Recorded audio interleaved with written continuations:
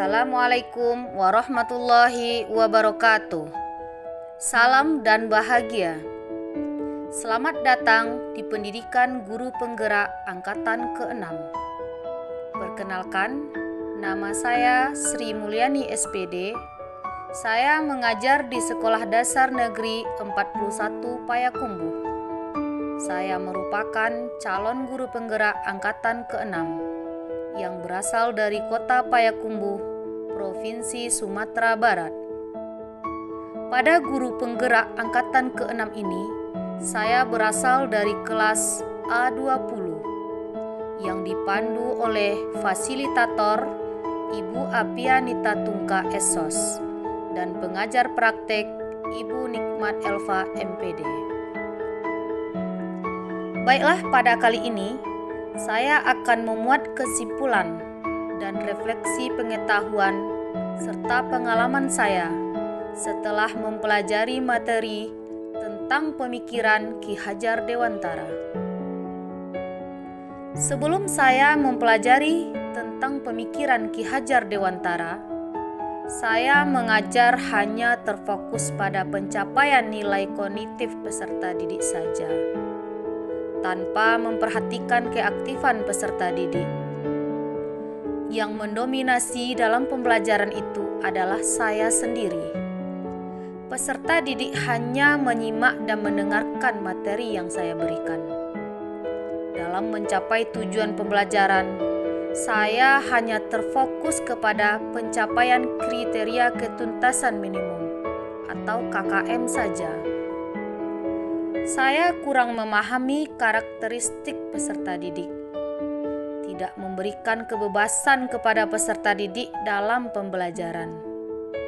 Peserta didik hanya terfokus kepada materi pembelajaran yang saya berikan.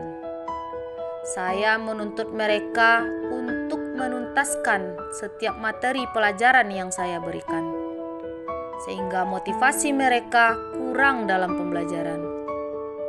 Hal ini berdampak kepada proses pembelajaran yang monoton, kurang menyenangkan, dan kurang bermakna bagi setiap peserta didik. Setelah mempelajari modul ini, saya mulai merancang pembelajaran semenarik mungkin agar proses pembelajaran menjadi menarik dan bermakna bagi setiap peserta didik.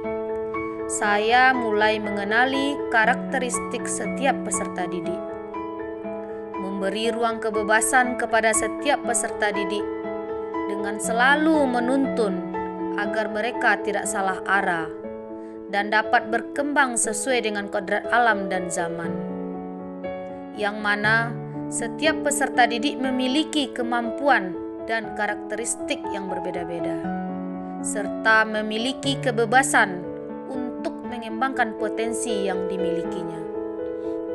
Adapun perubahan yang sudah saya lakukan di dalam kelas yang saya ampu, yaitu siswa sudah mulai aktif di setiap pembelajaran.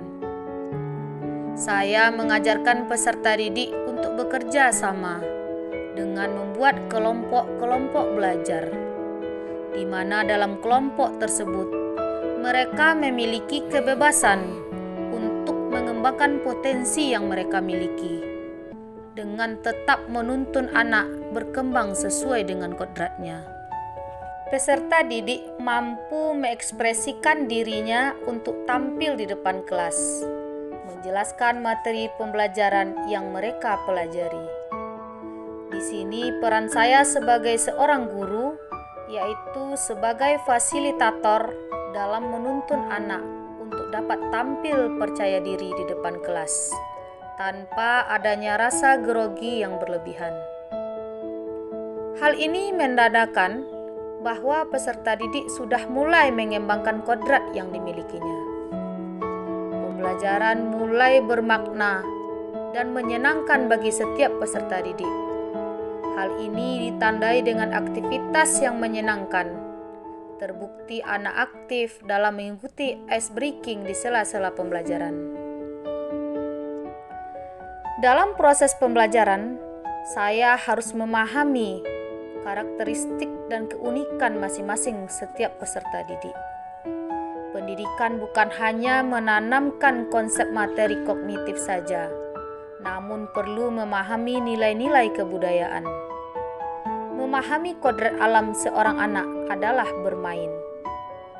Kita sebagai guru menjadi perawat dengan memfasilitasi proses pembelajaran tersebut ke arah yang lebih baik sesuai dengan jati dirinya, bukan merubah atau memaksakan kodrat yang dimiliki setiap peserta didik. Mendidik atau menuntun anak bukan meminta hak mereka, namun lebih kepada menghamba kepada peserta didik.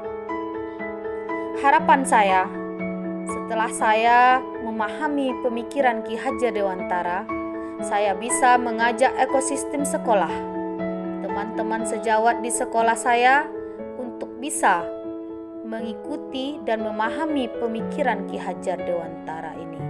Semoga keinginan saya dapat terwujud. Salam dan bahagia. Assalamualaikum warahmatullahi wabarakatuh.